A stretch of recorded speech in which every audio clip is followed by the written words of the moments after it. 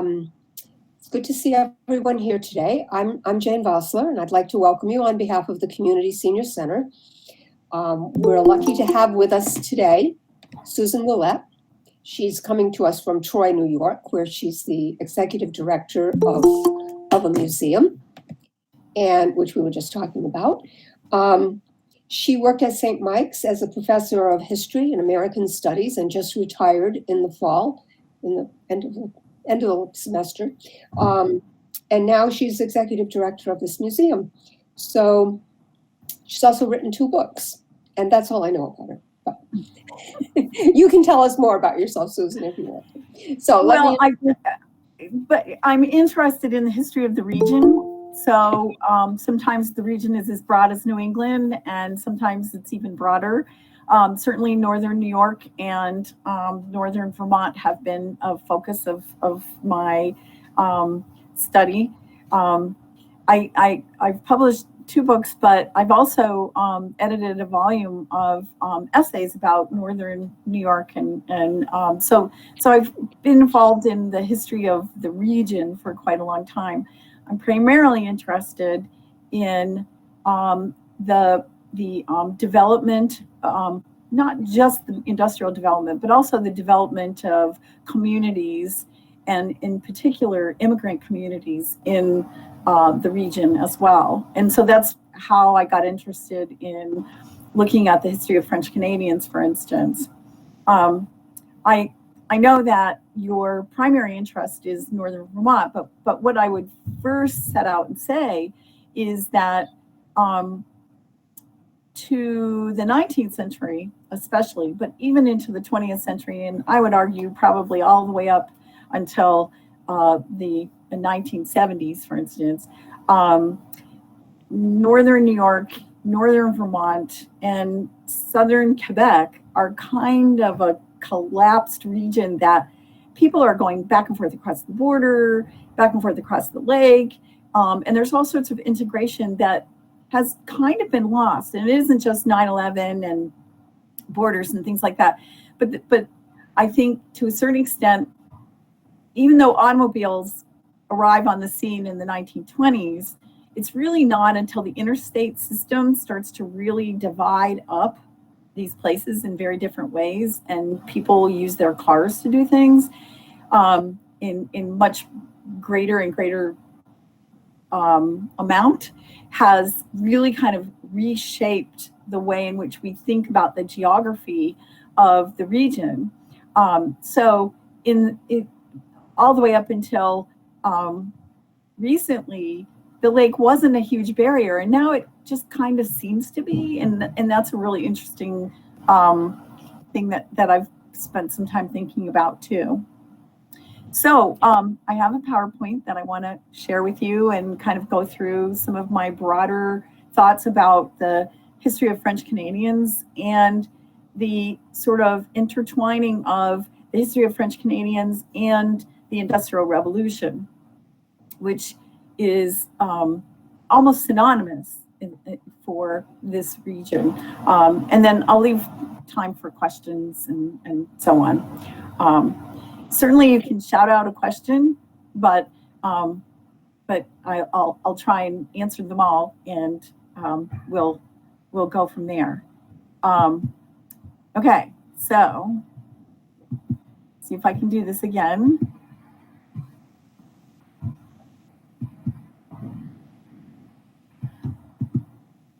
Okay, can everyone see that? Yes, good. Yay. Okay, so for want of more finesse, I've called this talk French Canadians in the Industrial Revolution.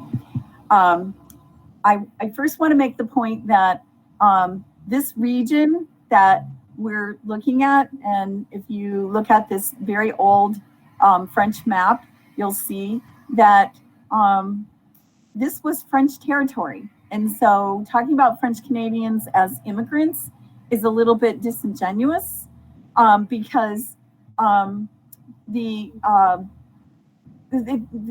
French have lived in the Champlain Valley for a very, very long time, much longer than the Anglos who come to see French Canadians as immigrants and interlopers. It's really the whole famous French exploration of Lake Champlain by Samuel de Champlain. This is one of the sort of iconic images of Champlain accompanied by his Abenaki guides, who then get into a clash with Mohawk chiefs who came to the western shore of Lake Champlain and were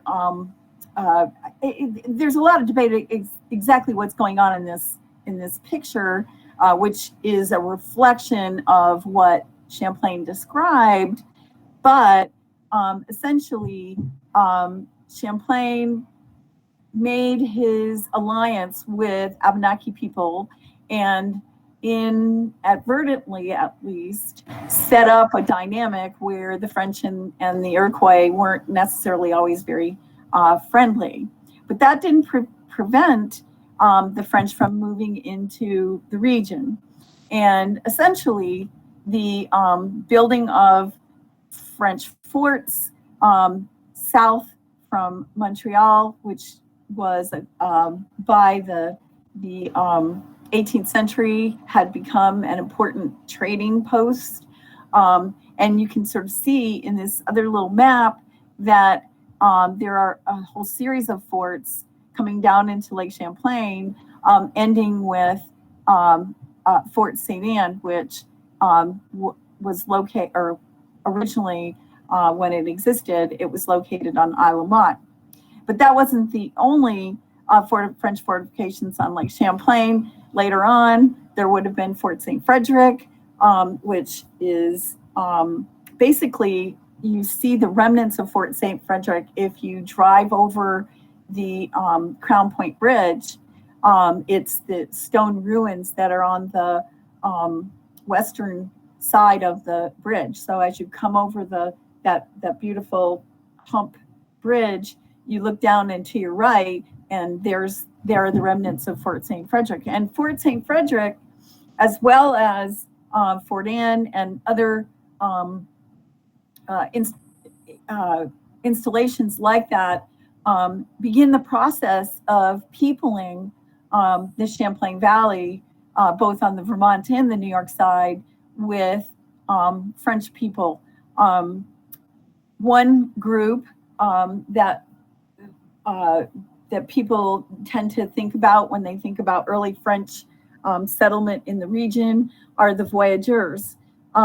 Voyagers were fur traders, people who were often integrated into and sometimes even married into native communities.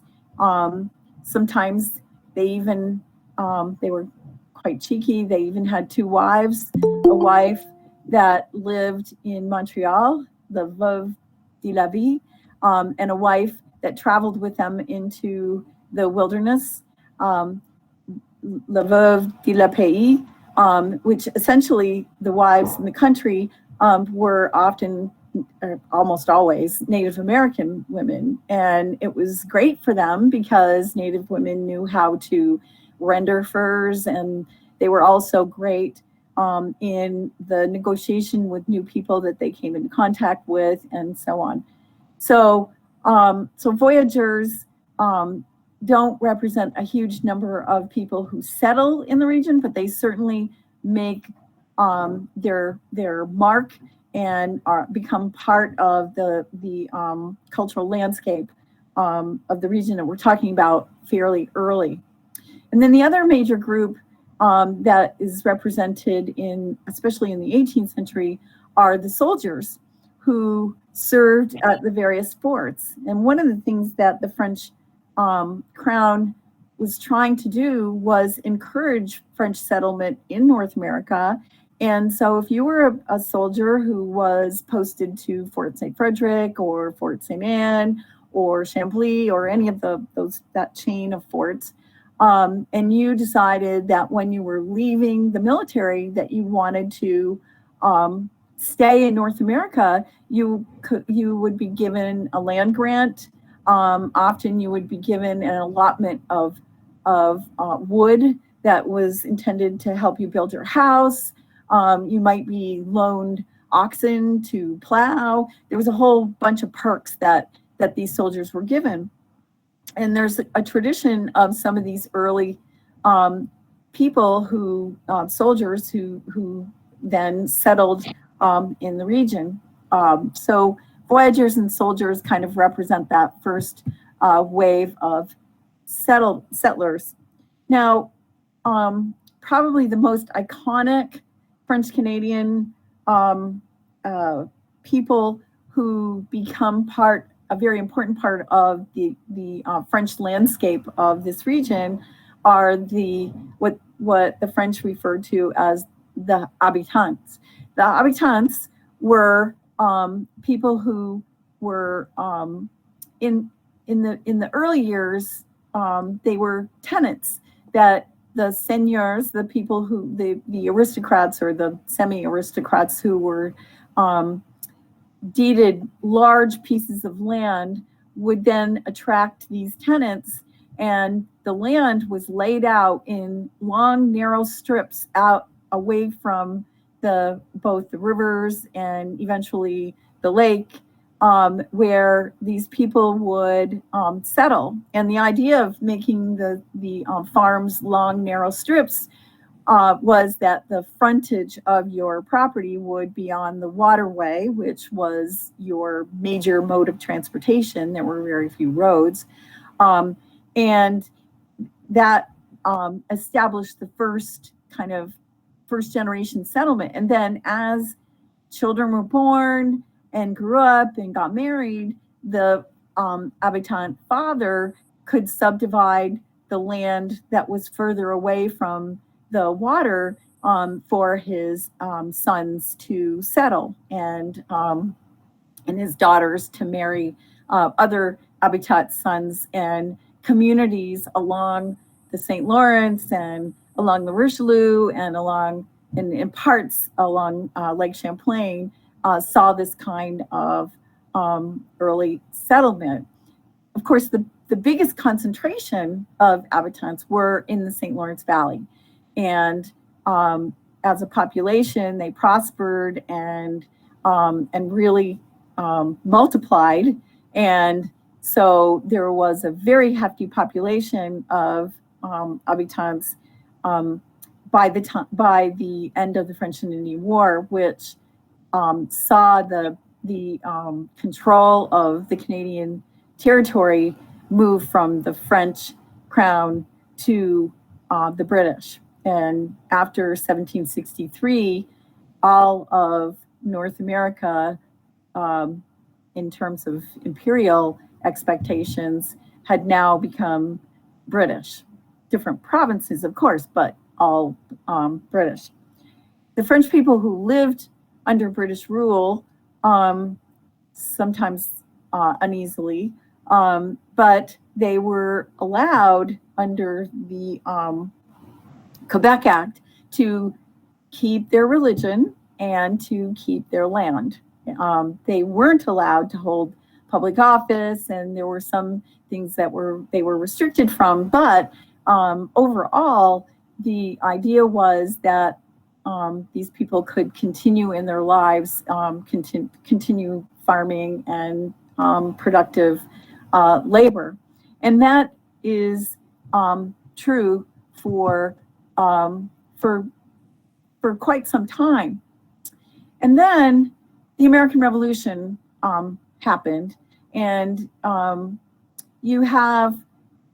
so it's a complicated history because, first of all, there were French Canadians who saw themselves as ideal resistors to British authority. I know my own family was part of the resistance and ended up in northern New York because of the vagaries of the war. And I know that that's true for a number of French Canadians who ended up in northern Vermont as well. And essentially, a good many of them volunteered for the first Canadian Regiment, there's a new book out actually that's does a really nice job of describing the experiences of those people. And because they volunteered for and served with the American Continental Army, and they served with the Continental Army. They were with Washington and his part of the Continental Army through the entire war after mustering. And so they couldn't go back to Canada. They lost everything that they owned in Canada, and they had only what they could bring with them. It took a long time for the American government to actually recognize that service. And so I think it was not until it was after the War of 1812, actually, that the federal government, the United States federal government, got around to actually giving land to French Canadians who had essentially been marooned on this side of the border, and but had given service and really deserved recognition. At the same time, there were a number, perhaps an equal number of French Canadians who fought with the British and were, from an American point of view, were loyalists. And so there's lots of stories about that, those relationships. And certainly in the Champlain Valley, it complicated things because some families were divided by the political interests of one part of the family or another. So that kind of sets the stage for for French Canadians who are going to become Franco-Americans, I guess. And the revolution, at the end of the revolution, you have a fairly distinctive population of French Canadians living in the Lake Champlain region on both sides, in both Quebec, in both Vermont as well as in northern New York. Now, at the same time that these early settlements after the revolution are beginning to really take shape, another historical trend had begun to develop in Quebec, and that is a breakdown of the seniorial system, and in particular among French Canadians, the increasingly difficult problem of trying to provide enough land for your children. So in this neat little diagram, you can see sort of the river, and then you can see those long land parcels, and the little black squares represent people's homes. And so there was a first row and a second row, and eventually a third row and a fourth row. But eventually the land became harder and harder to settle each generation of children on the land, because the land began to be, I don't want to use the term used up, but it certainly became harder. And as it became harder to develop new land for farming, land became more expensive, and it became increasingly difficult for French Canadians to settle their children. At the very same moment that this is happening, it's also in the 1820s, the beginning of the Industrial Revolution. And so there is an option for French Canadian children who either aren't going to inherit land or don't want to farm, and that option is to go into the more urban centers to look for work. Now, there was nothing stopping them from going to Montreal, and certainly some did, but the overwhelming power and authority of the British tended to discourage French Canadian, large waves of French Canadian migration into places like Montreal. And so instead, the waves of immigration began to move south into New York, New Hampshire, Vermont, Massachusetts, and there is a fluorescence of French Canadian communities that are sort of that are encapsulated within these other urban communities. Now, I know that you're particularly interested in northern Vermont, and so I did a little bit of calculation looking at population growth of French Canadians in the period between 1790 and 1860, and what you can see is that there's a movement of various. Well, let me explain what I've done here. I looked at the towns of North Hero, South Hero, Alburgh, and Grand Isle, and I tracked using the census. And this is really kind of down and dirty, so it's not an exact science, obviously. But what you can see is that there is this growth of French population in these regions, and the numbers to the side are percentage of population. So in almost 1860, or in 1860, you can see that more than 40% of the population of Alburgh was French Canadian, and there was a bump in Grand Isle, and then it started to decline a little bit as Alburgh was growing. And I think one of the reasons for that is because Alburgh had become, among other northern Vermont towns, but it had become a railroad hub.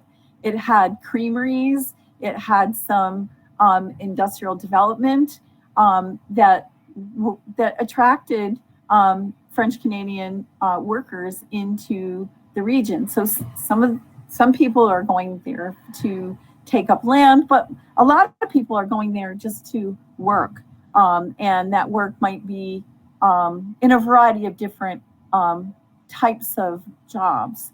And then I also looked at just broadly the immigration path into the United States. Generally speaking, I would say most, if not all, of these people were moving into the urban centers of New York and New England.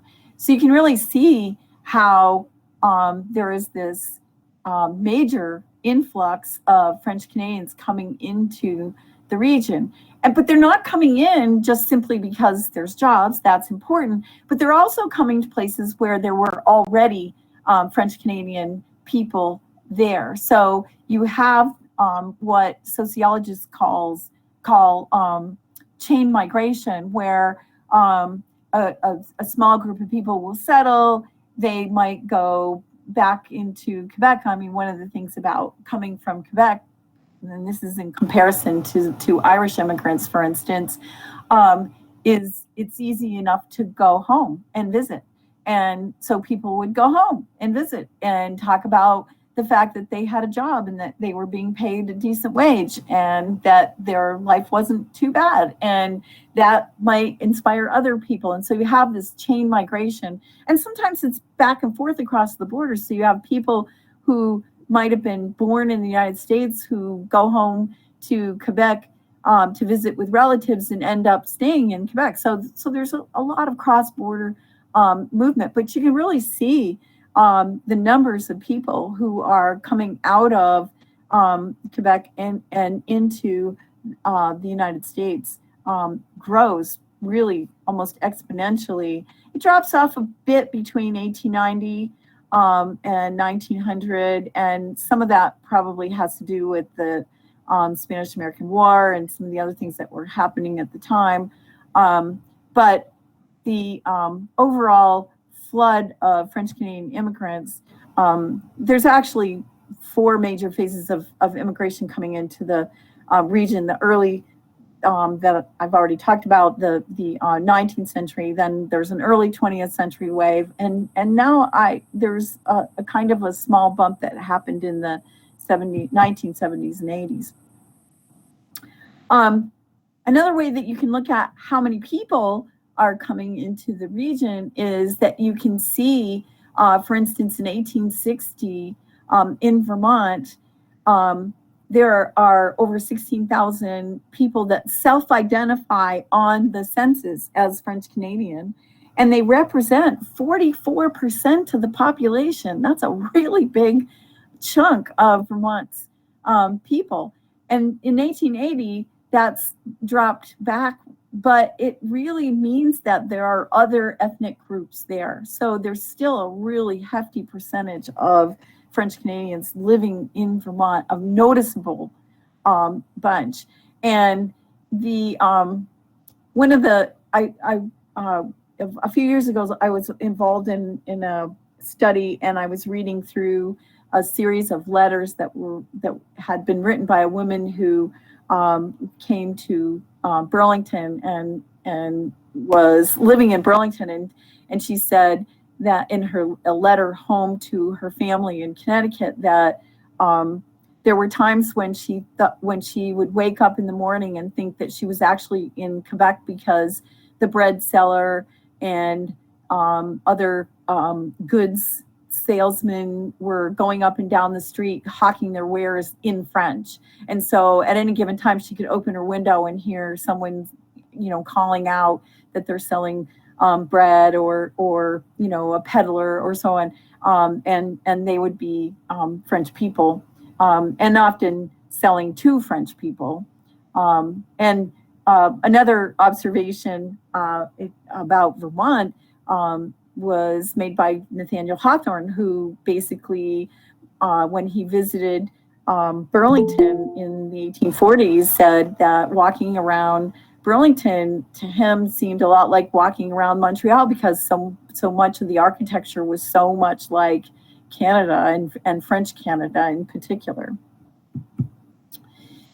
So I mentioned the various kinds of work that French Canadians would engage in the region. And so the one group of French Canadian men in particular that you could see on a regular basis and coming in and out of the region were people who worked as fishing guides and hunting guides, and people who were trapping furs.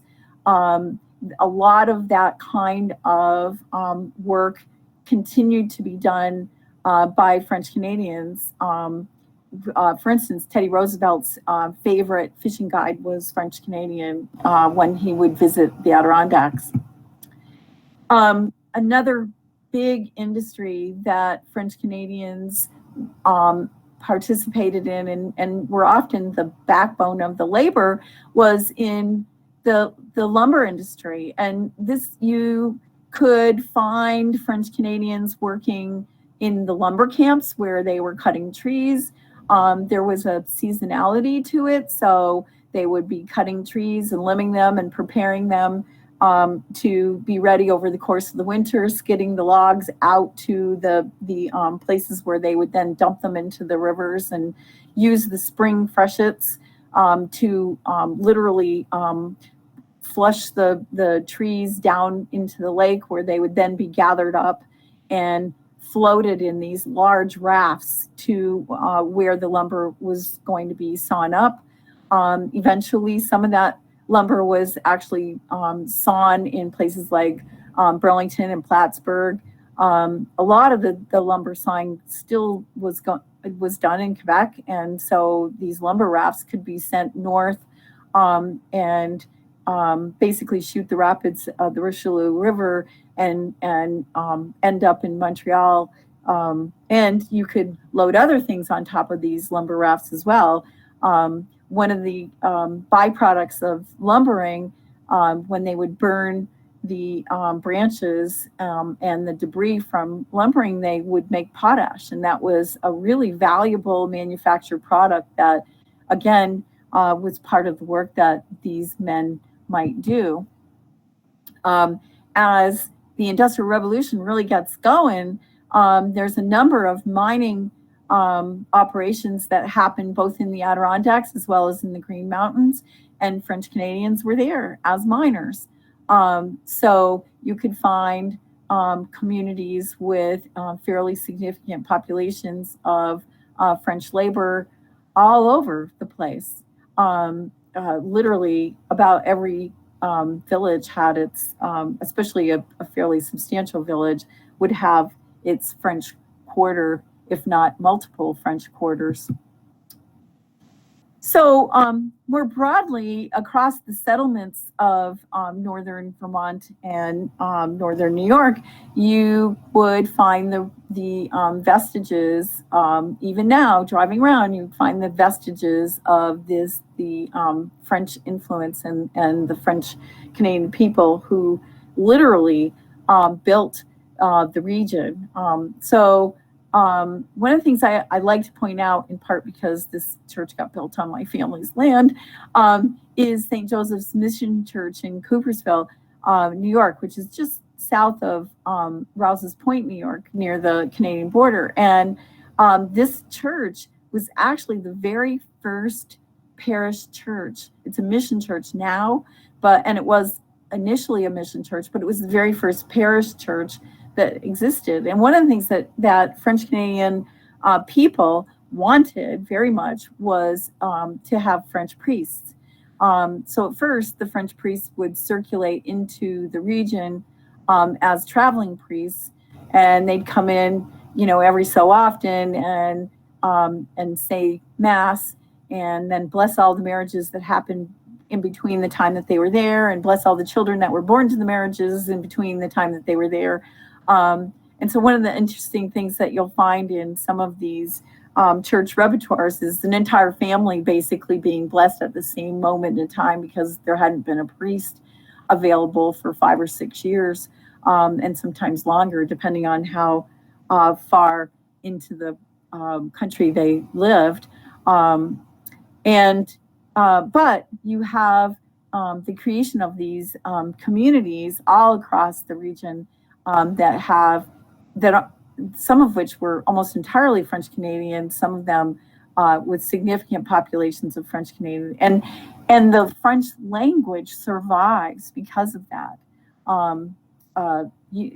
Even today, there are places where you can have a French mass, and where you'll hear French spoken and it's not just people coming over from Quebec for a visit, but people who live and have for generations lived in northern Vermont. Once again, farm families tended to be very large, extended families. There's always a Catholic joke in there. I'm not going to make it. But essentially, these were families that had to find work beyond the work on the farm. Even if they owned land, there was no way to provide enough work and enough to provide enough for the entire family. So lots and lots of these children end up working as I've said here, industrial laborers. Now, I understand that you've already had a talk by Marion Black, and so I'm not going to talk a lot about Lewis Hines necessarily, but I would point out that the evolution of industrial labor in the region, and in particular in northern New York and northern Vermont, really incorporates French labor into the industrial work of these mills fairly early and very quickly, in part because there are lots of them, and so there's that. But employers very quickly started to use cultural differences to get the best price for their labor. So they would basically put French Canadians and Irish laborers in positions of tension, and sometimes and use that to really push down the cost of wages. Whoever would work for the least money ended up with the jobs. And that meant that entire families could end up working in the mills, including the kids. And so this is a picture, I think, of an entire family, a young, of all the men and the boys who literally worked together in, oops, I went one too soon, in the well. Now, mills also had to be built. And so what you can find is there's a lot of evidence that a lot of the actual building of the mill buildings and of the industrial complex itself gets done by French masons and stoneworkers and carpenters and so on. And if you go to the census, you can find that the skilled labor of being a builder was something that was fairly widespread among French Canadian men. And now I come back to my female operatives. Lots and lots of young French women went to work in the mills as well. Sometimes, as in this picture, they were working in a textile factory. Textiles factories tended to hire women to work on the floor. They called themselves female operatives. And the reason for that was because most women had a fundamental understanding of textile production because they learned some of the basics of textile production in their home. And so those kinds of skills could transfer into working in the factory, not one-to-one, of course, but certainly the understanding of how textiles are constructed helped.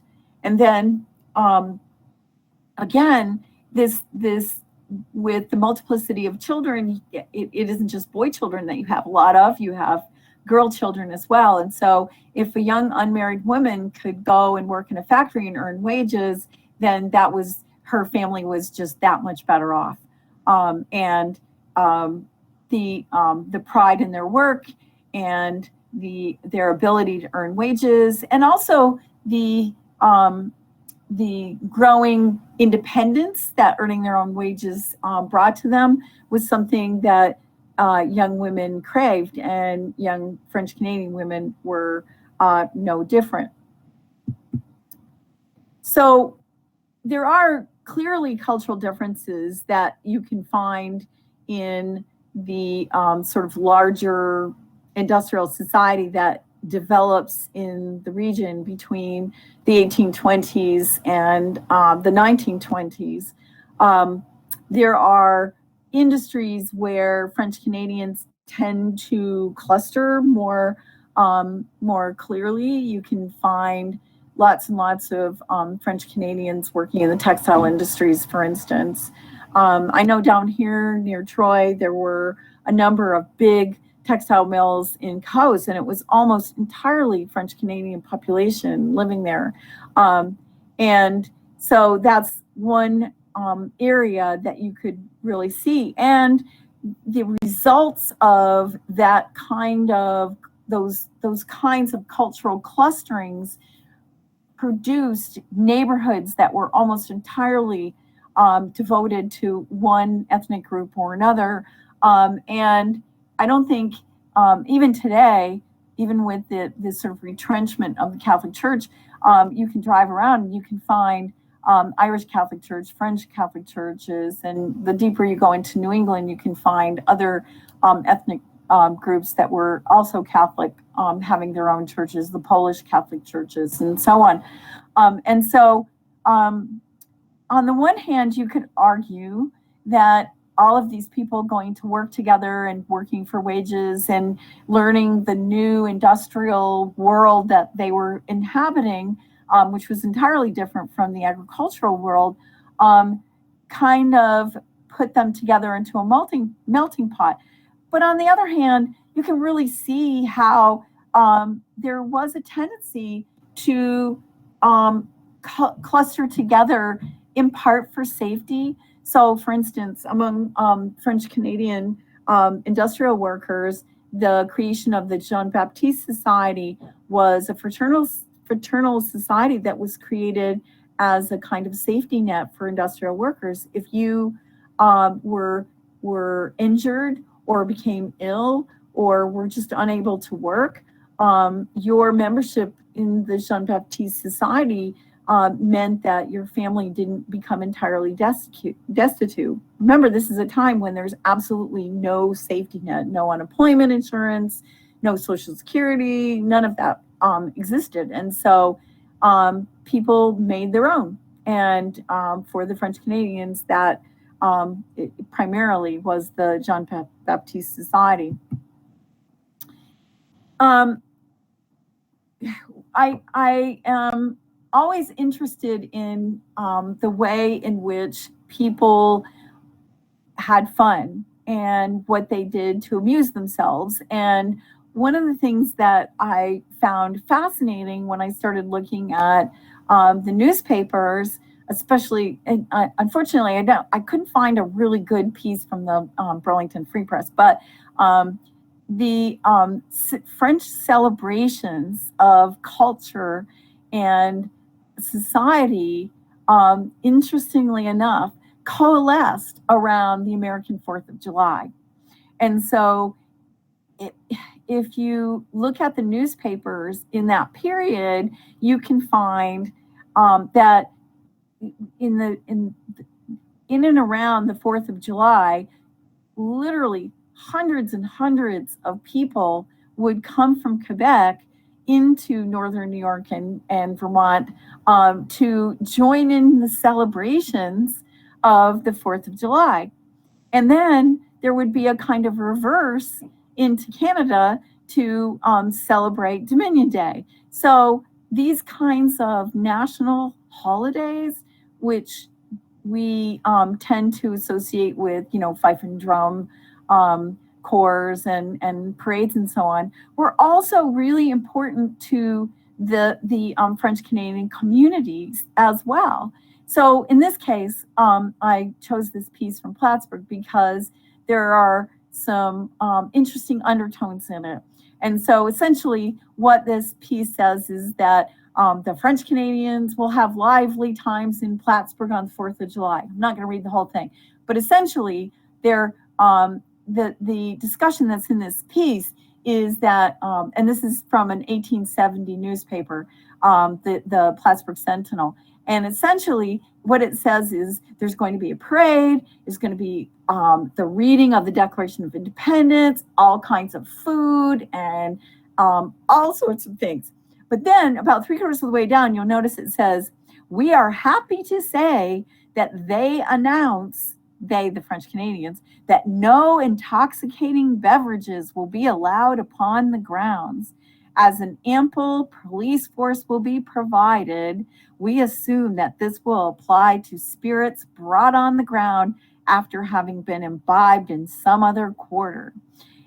This is the ambivalence of Yankee employers who wanted to attract French Canadian workers.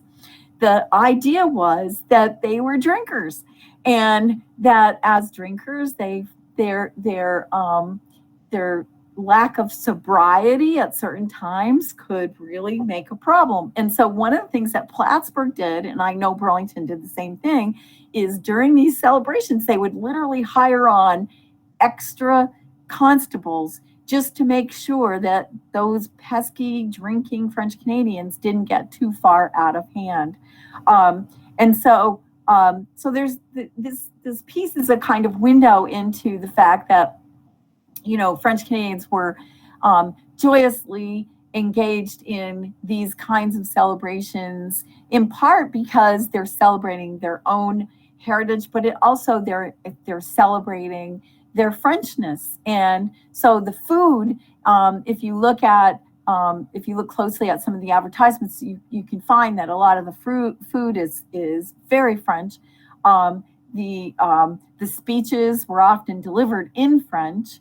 If a politician wanted to proselytize to a group of French Canadian possible voters, they'd hire a French speaker to give the speech for them. So there's the influence of the French in the political arena of the region is pretty clear as well. The Yankees were, and when I say Yankee, I'm talking about Anglos.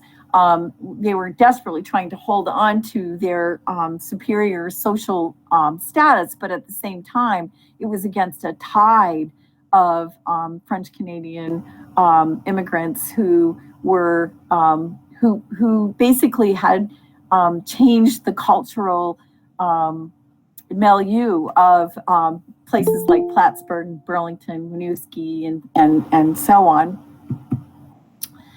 And then, by the turn of the century, really, what you have is this central question for French Canadians. It's like, well, am I an American or am I a Franco-American?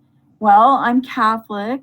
My parents speak French, or I still speak French, but I'm bilingual because I have to be. For a lot of men, they had to be. For women, not so much, depending on how sheltered they were. If they worked out, did they work in an environment that allowed them to continue to speak French and so on?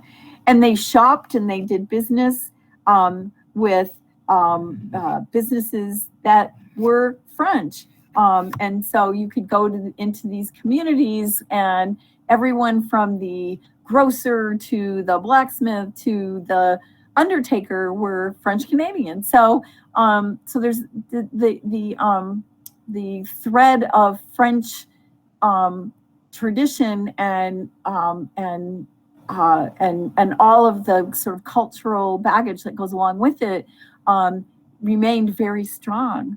And so I think this question is one that young French Canadian men and women struggled with throughout at least the first half of the 20th century, and probably into at least the 3/4 of it before the emergence of new interests in French Canadian culture and society became much more popular.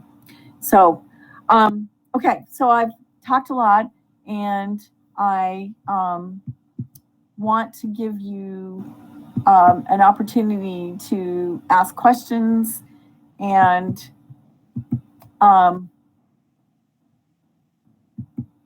there you are. So I'm happy to respond to anyone's question.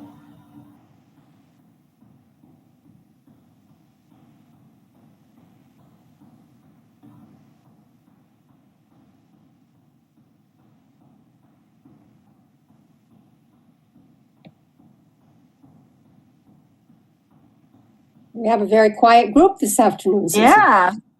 Either they haven't turned their mic on, or they are, they put them all to sleep. Well, as an aside, as long as there's no other conversation, for an aside, when we moved to St. Johnsbury in 71, the elderly lady that we met, our closest neighbor, told us that the French church had burned in St. Johnsbury, and the bishop had given the money to the Irish, because there was a French and Irish church, both. And she resented that for all the time we ever knew her. The French and the Irish. Well, yeah. Yeah, that is true. The funniest story that I can tell about the division of the churches is that, and I know Plattsburgh better than Burlington, but I think, a similar thing happened in Burlington. But the French and the Irish went to church together in Plattsburgh at the Plattsburgh Catholic Church, and there was a decision made to subdivide the diocese. So originally it was the it was the Albany diocese, and it was like all of northern New York. And so they thought, oh, there's so many Catholics, we got to subdivide. And so the Irish in Plattsburgh got together and went to the French Canadians and said, we'll help you build your own church. And so that's when St. Peter's was born. And so they raised money and they built beautiful St. Peter's Church. And then as soon as the bishop came and dedicated the church, this was in the 1850s, as soon as they dedicated the church, the Irish went home, tore down the little wooden church and built St. John's. But St. John's is a basilica because they were hoping that the bishop would come and live with them. And then the joke was on them because the bishop went to Ogdensburg instead of Plattsburgh. So the Irish have this beautiful basilica with no bishop, but the French got this gorgeous stone church, St. Peter's. Eventually, there's so many French Canadians in Plattsburgh, there were actually 3 French churches, and there was only 1 Irish church. And of course, in Burlington, same thing, Irish church, French church. And there was always this, for a very long time, there was a need to go to Chambly to get French priests to come. They had to get a special dispensation from the bishop in Ogdensburg to allow a French priest to come from Canada to become a parish priest in this region. But there was a huge demand for it. So I grew up in a community where my dad was taught that it was a sin for him to go to church, to the Irish church. He had to go to the French church because the Irish church, that wasn't a real church. The French church was the church. So those kinds of cultural beliefs and strong ties were deeply embedded, definitely. So, Janet, did you have a question? I came in a little late, so I don't know if you touched on any of this, but for a while now, I've been interested in the phenomenon of forced sterilizations that happened years ago of French Canadians. Mm-hmm. Partly because, for me, my father had 13 sisters, and I have no relatives on that side of the family, and they were all Catholic, and they were all married. And I often wondered what happened. Well, I didn't actually speak about this, but I can talk about it. People most often associate the eugenics movement with the Nazis. But there were American scientists, and in fact, UVM was a center of eugenics study in the 19th century and early 20th century. It's like the progressive era, so 1890 to the 1920s. The study of eugenics in a very straightforward way was, how do we make better human beings, right? But the problem is that in an environment where ethnic groups are hierarchically arranged, the idea was that, the sort of people who came on the Mayflower were the top of the heap, and everybody else kind of holding, stair steps down.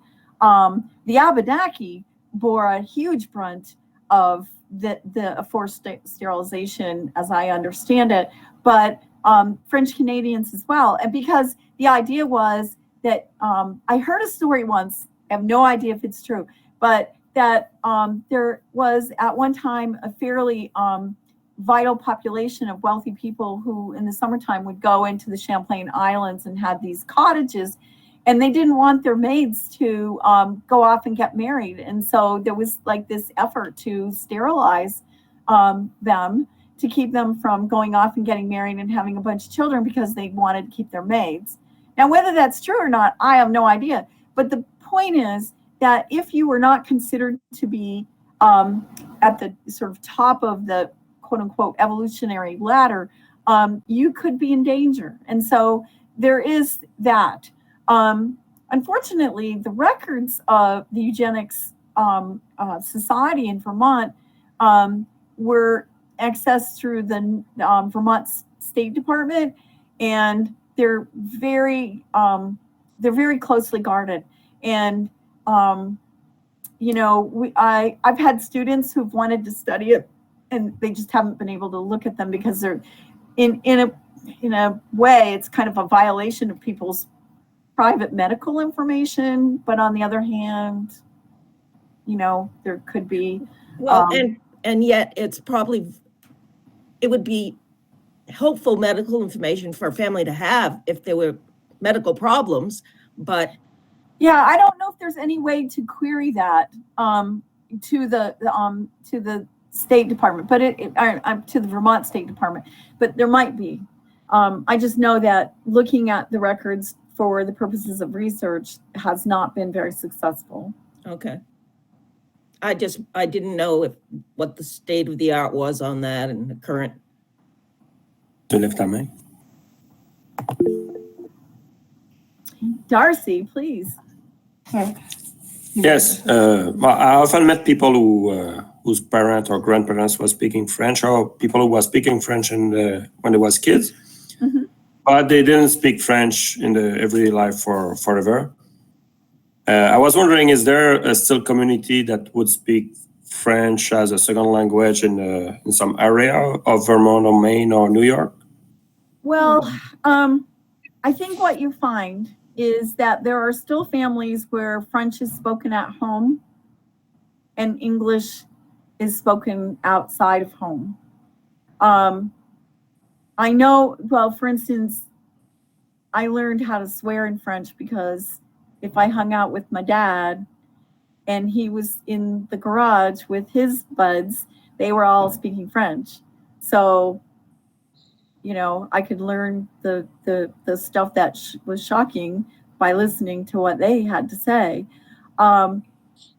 And there are still places and groups of people who do try to keep French language alive. But I can't say that there's a particular community. I think that certainly in Northern Vermont, there are lots and lots of French speakers still.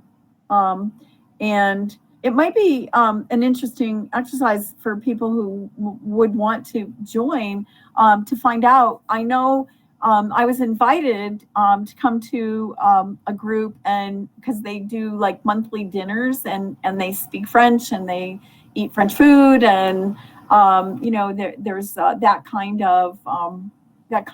of cultural hanging on to those traditions. And so that would be what I would do, is look for someone advertising that kind of interaction, because I know they're out there. And it seems to me the group that I was invited to join was in St. Albans. So that's, I think, the best I could offer.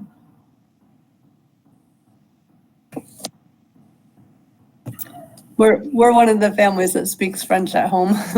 But, Yeah. I'm a very recent immigrant. yeah, as of 4 years ago. Oh, well, welcome.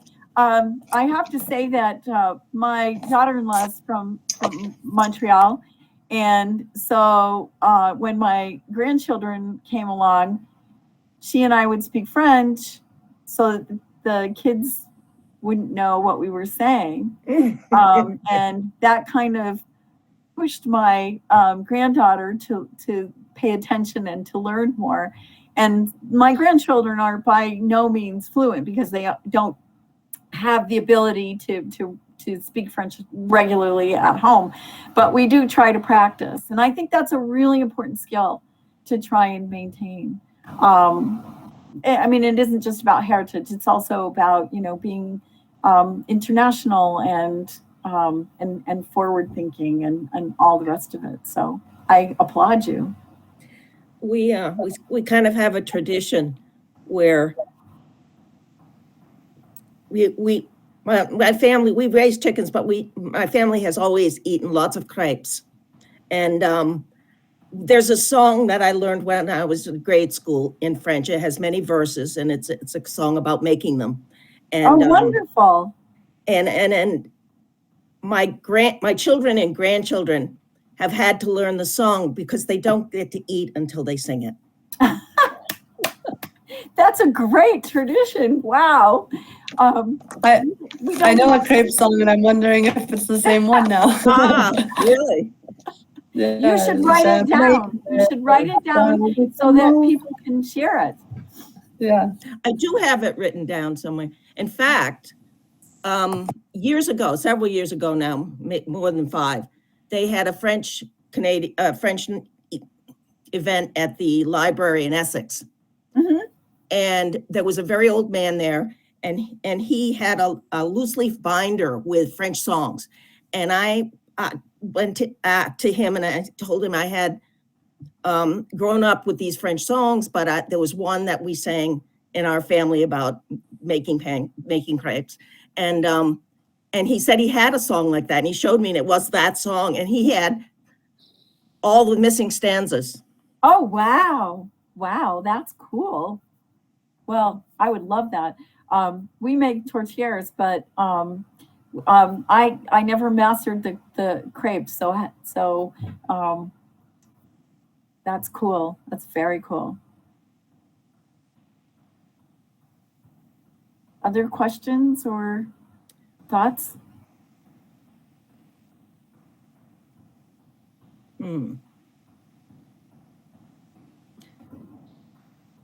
Well, thank you, Susan. It was very interesting, and you really covered a lot of history for us. Thank you. Well, I really enjoyed being able to speak to you folks, and thank you for inviting me. And Janet, I'd love to have a copy of that song. I'm happy to dig it out again, but I have it on my other computer, so it's a file. Email it to me. Is your address on the site? Yes. This one? Yes. Okay. And I'll bet Darcy would like it too. Darcy, what town are you in? We're in Richmond. Okay. In Jonesville. I'm in Huntington, but I could take an email address or something. Yeah, do you want to write it? Let's see. I wonder if there's a chat I can put it in to make it easy for you. Let's see. Oh yeah, there is. Let me see. I'm typing it real. You can.